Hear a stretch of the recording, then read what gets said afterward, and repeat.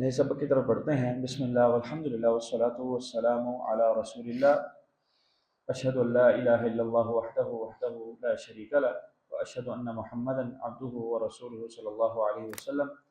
اللہم اجعل القرآن ربیع قلوبنا ونور صدورنا وجلاء احزاننا وذہاب ہمومنا وغمومنا، وبعد۔ سورۃ البقرہ آیت نمبر 3۔ الذین، یہ ہدایت ہے متقین کے لیے۔ بتایا تھا کہ متقین سے مراد کون لوگ ہیں؟ کہ جن کے دل میں حق کو قبول کرنے کی کوشش اور جستجو رہا کرتی ہے، اور ان کی صفات کیا ہیں اب رب تعالیٰ وہ بیان فرما رہے ہیں۔ الذین، یہ وہ لوگ ہیں، یؤمنون، الذین جہاں پہ بھی آئے گا اس کا ایک ہی معنی ہے، یہ وہ لوگ ہیں یا وہ لوگ ہیں۔ یؤمنون، جو ایمان لاتے ہیں۔ یؤمنون، یہ دیکھیں اردو کے لفظ میں، اردو میں ہم ایمان، لفظ ایمان استعمال کرتے ہیں تو اسی سے یؤمنون۔ یؤمنون، وہ ایمان لاتے ہیں، اور آخر میں جو واو نون آ رہا ہے وہ بتا رہے ہیں کہ یہ جمع کا صیغہ ہے۔ یہ کیا ہے؟ جمع کا صیغہ ہے۔ تو یہ وہ لوگ ہیں جو ایمان لاتے ہیں بالغیب، غیب پر، وَيُقِيمُونَ الصَّلَاةَ، وَيُقِيمُونَ، یہ اور وہ قائم کرتے ہیں، اور جہاں پر بھی آئے گا اس کا بھی معنی صرف اور ہوگا۔ پورے قرآن میں کہیں پر بھی، حدیث میں، عربی میں جب بھی واو زبر آئے گا تو اس کا مراد، اس سے کیا معنی ہوگا؟ اور یقیمون، وہ قائم کرتے ہیں، الصلاۃ، نماز کو، الصلاۃ، نماز کو، ویقیمون، وہ قائم کرتے ہیں، الصلاۃ، نماز کو، ومما، اور اس میں سے جو رزقنا، ہم نے رزق دیا، ہم، انہیں، رزقنا، ہم نے رزق دیا، ہم، انہیں، ینفقون، وہ خرچ کرتے ہیں، جو ہم نے انہیں رزق دیا اس میں سے خرچ کرتے ہیں۔ اور اس سے پہلے رب تعالیٰ بتا رہے ہیں ایمان بالغیب ہے، نماز قائم کرتے ہیں، اور جو ہم نے دیا اس میں سے خرچ کرتے ہیں۔ اور اسی آیت کو آج پڑھ لیتے ہیں انشاءاللہ، کل اگلی آیت پر چلے جائیں گے۔ آگے بھی کچھ صفات رب تعالیٰ بیان فرما رہے ہیں۔ اس آیت میں 3 صفات مومنین کی، متقین کی بالخصوص بیان کی جا رہی ہیں کہ وہ غیب پر ایمان لاتے ہیں۔ اب غیب سے مراد کیا ہے؟ وہ چیزیں جو ہم نے نہیں دیکھی۔ اللہ رب العزت کو ہم نے دیکھا ہے، لیکن ہمارا اللہ رب العزت پر ایمان ہے۔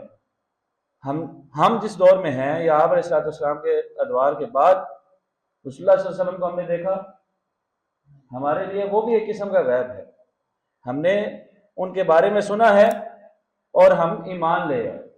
ربنا اننا سمعنا منادیا ینادی للایمان ان آمنوا بربکم فآمنا، کہ ہم نے ندا لگانے والے کی ندا کو سنا، ایک ندا لگانے والے کو جو کہہ رہا تھا آمنو، ایمان لے آؤ، فآمنا، اللہ ہم ایمان لے آئے، من دیکھیں ہم نے ایمان لایا۔ تو ایمان بالغیب میں یہ بھی شامل ہے۔ فرشتوں کو ہم نے دیکھا، فرشتوں پر ہمارا ایمان ہے۔ آخرت ابھی ہم نے نہیں دیکھی، ہمارا آخرت پر ایمان ہے۔ ہمارا جنت پر، جہنم پر ایمان ہے۔ ہمارا ہر اس چیز پر ایمان ہے جو ہم نے نہیں دیکھی، اللہ رب العزت نے ہمیں بتا دی، جو ہمارے لیے غیب ہے، جو ہم نے دیکھی نہیں۔ بن دیکھے ایمان لانا اصل یہ ہے۔ دیکھ کے تو ہر بندہ ایمان لے آتا ہے۔ جب فرعون پہ اپنی موت دیکھ رہا تھا، غرق ہو رہا تھا، اس وقت اس نے بھی کہہ دیا تھا آمنتو، میں ایمان لے آیا۔ رب تعالیٰ نے فرمایا الآن، اب ایمان لاتا، اب تو فائدہ نہیں۔ تو ایمان، ابھی جسم میں جان ہے اور موت نہیں آئی، قیامت کا وقوع نہیں ہوا، اور سورج مشرق کے بجائے مغرب سے طلوع نہیں ہوا، اس سے پہلے پہل جو ایمان لے آئے گا اس کو ایمان فائدہ دے گا، اور جو ایمان نہیں لے کے آئے گا تو وہ متقین میں سے نہیں ہے اور اس کے لیے کامیابی نہیں ہے۔ وَيُقِيمُونَ الصَّلَاةَ، اور نماز کو قائم کرتے ہیں، نماز پڑھتے نہیں ہیں۔ يُصَلُّونَ الصَّلَاةَ نہیں کہا، اللہ فرما سکتے تھے کہ وہ نماز پڑھتے ہیں، نہیں، نماز قائم کرتے ہیں۔ قائم کرنے سے کیا مراد ہے؟ باجماعت پڑھتے ہیں، گھر میں نہیں، دفتر میں نہیں۔ وہ کوشش کرتے ہیں کہ اگر دفتر میں ہے، گھر میں ہے، مسجد قریب نہیں ہے، تب بھی وہ 2 لوگ اکٹھے ہوتے ہیں، جماعت کراتے ہیں، باجماعت نماز پڑھتے ہیں۔ حضور نے فرمایا جو باجماعت نماز ہے، مسجد میں آ کر کے وہ کیا ہے، وہ 25 سے 27 گنا، ایک حدیث کے مطابق 25 گنا اجر و ثواب میں بڑھ جاتی ہے، اور ایک حدیث میں 27 گنا۔ لیکن اس سے مراد یہ نہیں کہ اب یہ ثواب بڑھ جاتا ہے تو چلو میں پڑھ لیتا ہوں، ثواب سے کمی آئے گی زیادہ سے زیادہ، یہ نہیں۔ مردوں کے لیے با جماعت مسجد میں نماز آ کر کے پڑھنا یہ لازم اور ضروری ہے، اللہ یہ کہ کوئی عذر واقع ہو، مسجد قریب نہیں ہے، پہنچ نہیں سکتے، اور نماز جانے کا خطرہ ہے، مسجد جا کے پہنچیں، مسجد ہم نہیں پہنچ سکتے با جماعت نماز کے لیے، مسجد دور ہے، یہ کوئی ایسا عذر ہے کہ جو آپ کو مانے ہے، آپ مثال بیمار ہیں، مسجد میں جانا آپ کے لیے محال ہے، کوئی عذر واقع ہے پھر تو مسجد، لیکن عذر نہیں تو پھر مسجد میں جا کر کے نماز ادا کرنا یہ لازم ہے، ضروری ہے، اور یہی یقیمون الصلاۃ ہے، نماز قائم کرتے ہیں۔ وَمِمَّا رَزَقْنَاهُمْ، جو ہم نے انہیں دیا ہے اس میں سے خرچ کرتے ہیں۔ رزق، اردو کا جو رزق ہے اور عربی کے رزق میں فرق ہے۔ اردو میں رزق صرف روٹی اور کھانے کو ہی کہا جاتا ہے، مال و دولت کو ہی رزق کہا جاتا ہے۔ عربی کے اندر رزق سے مراد ہر وہ نعمت جو اللہ رب العزت نے آپ کو عطا کی ہے، جس سے آپ کو دنیاوی فائدہ ہوتا ہے، وہ آپ کا رزق ہے، ہر نعمت آپ کا رزق ہے۔ تو جو کچھ اللہ رب العزت نے انہیں دیا ہے اس میں سے خرچ کرتے ہیں، مال دیا ہے تو اس میں سے بھی خرچ کرتے ہیں۔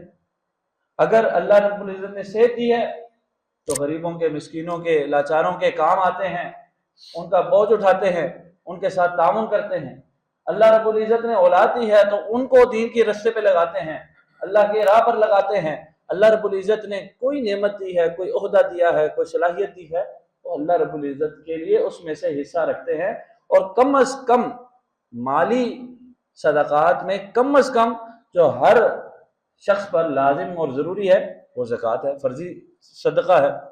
زکوٰۃ جو آدمی نہیں دیتا تو پھر وہ متقین میں سے خود کو نہ سمجھے، کم از کم زکوٰۃ ہے، اور اس سے زیادہ حضور نے فرمایا، بلکہ اللہ رب العزت قرآن میں فرماتے ہیں وَيَسْأَلُونَكَ مَاذَا يُنْفِقُونَ، وہ پوچھتے ہیں آپ سے، سورہ بقرہ میں آگے چل کے آئے گا کہ ہم کیا خرچ کریں، قُلِ الْعَفْوَ، آپ کہہ دیجئے جو اضافی ہے، جو آپ کی ضرورت پوری کرنے کے بعد اضافی ہے اللہ کی راہ میں خرچ کریں۔ یہ سب سے افضل بات ہے کہ اللہ رب العزت نے جو دیا ہے اس میں سے جو ضرورت کا ہے وہ انسان رکھے اور باقی اللہ کی راہ میں خرچ کر دے، اللہ رب العزت کے گھروں پر لگا دے، مدارس پر لگا دے، مساکین پر خرچ کر دے، فقراء پر لگا دے، لوگوں کی ضروریات پوری کرنے میں لگا دے، تو یہ سب سے افضل درجہ ہے، اور اللہ رب العزت اسی طرح پھر انسان کو لوٹاتا ہے۔ وَمَا أَنفَقْتُم مِّن شَيْءٍ فَهُوَ يُخْلِفُهُ، جو اللہ کی راہ میں خرچ کرتا ہے اللہ رب العزت اس کو واپس لوٹاتا ہے، دنیا میں بھی اور آخرت میں بھی۔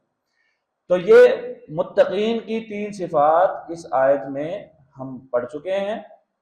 پہلی کیا؟ الذین یؤمنون بالغیب، کیا ہے؟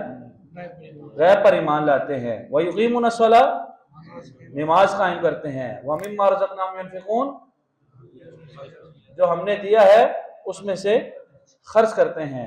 اللہ رب سے دعا ہے اللہ رب العزت ہمیں سیکھ کر عمل پیرا ہونے کی توفیق عطا فرمائے، ہماری کمیوں کو تاہیوں کو دور فرمائے، اور ہمارا ایمان مکمل فرمائے۔ وما توفیق الا باللہ، علیہ توکلت و الیہ انیب۔